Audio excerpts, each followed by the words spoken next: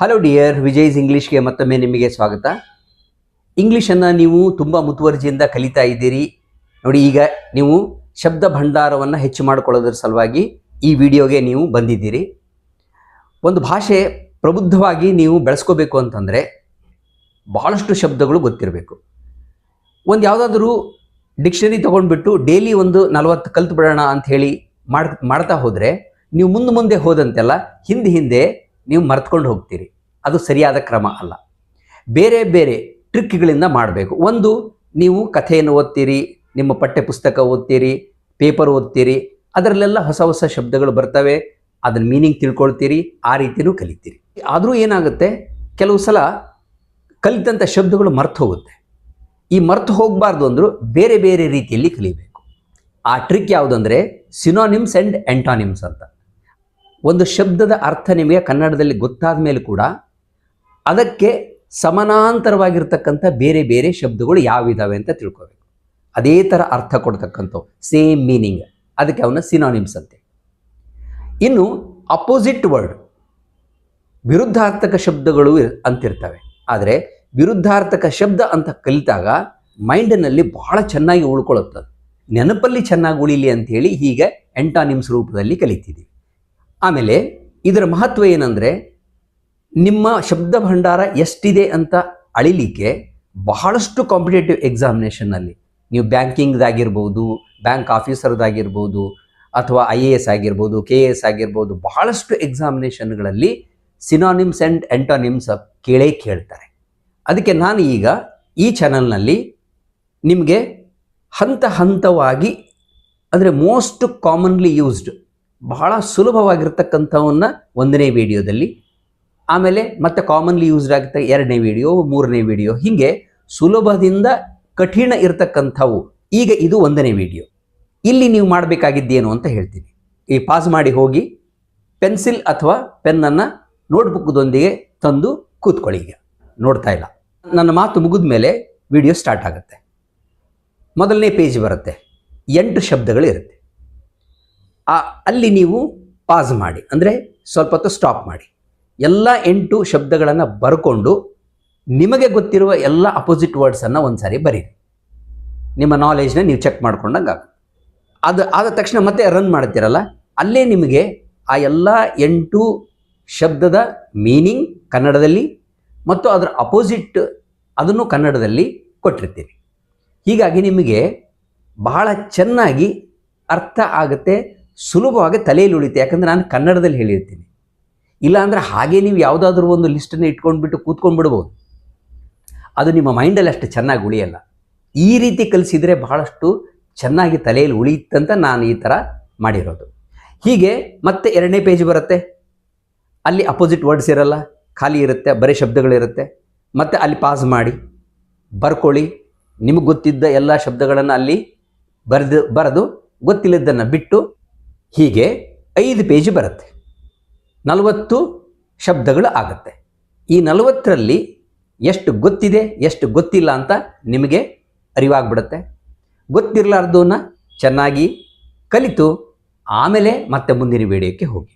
ಯಾಕಂದರೆ ಕಾಂಪಿಟೇಟಿವ್ ಎಕ್ಸಾಮಿನೇಷನ್ಗೆ ನೀವು ಅಪಿಯರ್ ಆಗ್ತಿರುವಾಗ ಬೇರೆ ಕರೆಂಟ್ ಅಫೇರ್ಸ್ ಅವುಗಳನ್ನೆಲ್ಲ ತುಂಬ ಓದಬೇಕಾಗತ್ತೆ. ನೀವು ಆ ಟೈಮಲ್ಲಿ ಇದನ್ನು ಹಾಕ್ಕೊಂಡ್ಬಿಟ್ರೆ ತುಂಬ ಹೊರೆ ಆಗಿಬಿಡುತ್ತೆ. ಅದಕ್ಕೆ ನೀವು ಹೈಸ್ಕೂಲಲ್ಲಿದ್ದರೆ, PU ಕಾಲೇಜಲ್ಲಿದ್ದರೆ, ಅಥವಾ ಡಿಗ್ರಿ ಈಗ ಸ್ಟಾರ್ಟ್ ಮಾಡಿದ್ರೆ ಅಂದರೆ ಬೆಸ್ಟ್ ಟೈಮ್ ಇದು. ಬನ್ನಿ, ಈಗ ನಿಮಗೆ ಫಸ್ಟ್ ಪೇಜ್ ಬರುತ್ತೆ. Pass the video and write down. ವಿಡಿಯೋನ ನಿಲ್ಲಿಸಿ ಬರ್ಕೊಳ್ಳಿ. ಆಲ್, ಎಲ್ಲದು. ನಥಿಂಗ್, ಏನೂ ಇಲ್ಲ. ಆಲ್ ಇನ್ನೊಂದು ಅರ್ಥ ಎಲ್ಲರೂ. ನನ್, ಯಾರೂ ಇಲ್ಲ.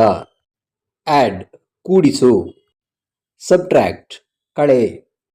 ಎಡಿಷನ್, ಇದು ನೌನ್ ಫಾರ್ಮ್, ಕೂಡಿಸುವುದು. ಸಬ್ಟ್ರಾಕ್ಷನ್, ಕಳೆಯುವುದು. ಅಬೋವ್, ಮೇಲೆ. ಬಿಲೋ, ಕೆಳಗೆ. ಆಕ್ಟಿವ್, ಸಕ್ರಿಯ, ಕ್ರಿಯಾಶೀಲ. ಪ್ಯಾಸಿವ್ ಆ್ಯಂಡ್ ಇನ್ಆಕ್ಟಿವ್, ನಿಷ್ಕ್ರಿಯ, ಚುರುಕಲ್ಲದ. ಅಗ್ರಿ, ಒಪ್ಪುವೆ. ಡಿನೈ, ನಿರಾಕರಿಸುವೆ. ಅಗ್ರಿ, ಸಹಮತವಿದೆ. ಡಿಸಗ್ರಿ, ಸಹಮತವಿಲ್ಲ. ಆಫ್ಟರ್, ನಂತರ. ಬಿಫೋರ್, ಮುಂಚೆ. ಆಸ್ಕ್ ಕೇಳು. ಸೇ ಹೇಳು. ವಿಡಿಯೋ ನಿಲ್ಲಿಸಿ ಬರೆದಿಟ್ಟುಕೊಳ್ಳಿ. ಬಿಗ್ ದೊಡ್ಡದು. ಸ್ಮಾಲ್ ಚಿಕ್ಕದು. ಬ್ಯುಸಿ ವ್ಯಸ್ತ. ಐಡಲ್ ನಿಷ್ಕ್ರಿಯ. ಬೋಲ್ಡ್ ಶೂರ. ಟಿಮಿಡ್ ಪುಕ್ಕಲ. ಬಿಗಿನ್ ಪ್ರಾರಂಭಿಸು. ಎಂಡ್ ಅಂತ್ಯಗೊಳಿಸು. ಬ್ಲ್ಯಾಕ್ ಕಪ್ಪು ಕರಿಯ. ವೈಟ್ ಬಿಳಿ. ಬೈ ಕೊಳ್ಳು ಖರೀದಿಸು. ಸೆಲ್ ಮಾರು ಮಾರಾಟ ಮಾಡು.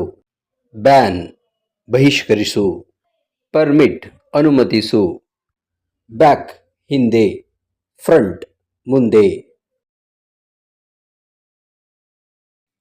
Pause the video and write down. Come ಬಾ. ಗೋ ಹೋಗು. ಕ್ಲೀನ್ ಸ್ವಚ್ಛವಾದ. ಡರ್ಟಿ ಹೊಲಸಾದ. ಇದನ್ನೇ ವರ್ಬ್ ರೂಪದಲ್ಲಿ ಹೇಳಿದರೆ ಕ್ಲೀನ್ ಅಂದರೆ ಸ್ವಚ್ಛಗೊಳಿಸು. ಡಿಫೈಲ್ ಹೊಲಸು ಮಾಡು. ಕಾಮಿಡಿ ನಗಿಸುವ. ಟ್ರಾಜಿಡಿ ದಾರುಣ ದುರಂತ.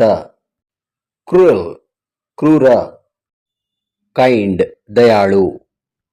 ಕಾಮನ್ ಸಾಮಾನ್ಯ. ರೇರ್ ವಿರಳ. ಕ್ಲೈಂಬ್ ಅಪ್ ಹತ್ತು. ಕ್ಲೈಂಬ್ ಡೌನ್ ಇಳಿ. ಕೋಲ್ಡ್ ತಣ್ಣನೆಯ ಅಡ್ಜೆಕ್ಟಿವ್. ಹಾಟ್ ಸುಡುವ. ಕೂಲ್ ಇದನ್ನು ವರ್ಬ್ ಆಗಿ ಬಳಸಿದಾಗ ತಂಪಾಗಿಸು ಅಂತ ಅರ್ಥ ಕೊಡುತ್ತೆ. ಆಗ ಅದರ ಅಪೋಸಿಟ್ ವರ್ಡ್ ಹೀಟ್ ಅಂತಾಗುತ್ತೆ. ಬಿಸಿ ಮಾಡು. ವಿಡಿಯೋ ನಿಲ್ಲಿಸಿ ಬರೆದಿಟ್ಟುಕೊಳ್ಳಿ.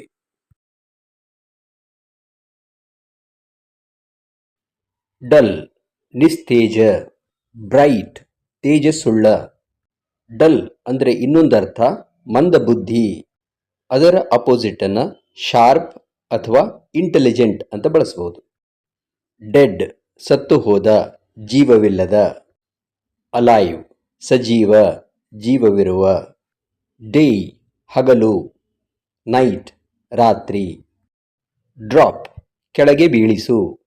ಲಿಫ್ಟ್ ಮೇಲಕ್ಕೆತ್ತು. ಡ್ರೈ ಅಡ್ಜೆಕ್ಟಿವ್ ಆಗಿ ಬಳಸಿದಾಗ ಒಣಗಿದ.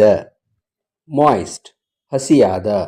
ಇದೇ ಡ್ರೈಯನ್ನು ವರ್ಬ್ ರೂಪದಲ್ಲಿ ಬಳಸಿದಾಗ ಒಣಗಿಸು ಅಂತ ಅರ್ಥ ಕೊಡುತ್ತೆ. ಅದರ ಅಪೋಸಿಟನ್ನು ವೆಟ್ ಅಂತ ಬಳಸಬಹುದು. ಒದ್ದೆ ಮಾಡು ಒದ್ದೆಯಾಗಿಸು.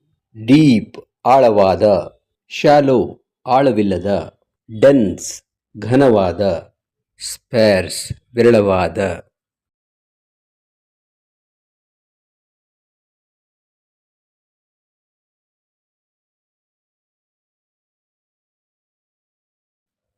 ಈಸಿ ಸುಲಭವಾದ. ಡಿಫಿಕಲ್ಟ್ ಕಠಿಣವಾದ. ಈಗರ್ ಕುತೂಹಲ. ಇಂಡಿಫರೆಂಟ್ ಅನಾದರ ಅಸಡ್ಡೆ. ಅರ್ನ್ ಸಂಪಾದಿಸು. ಸ್ಪೆಂಡ್ ಖರ್ಚು ಮಾಡು. ಈಸ್ಟ್ ಪೂರ್ವ.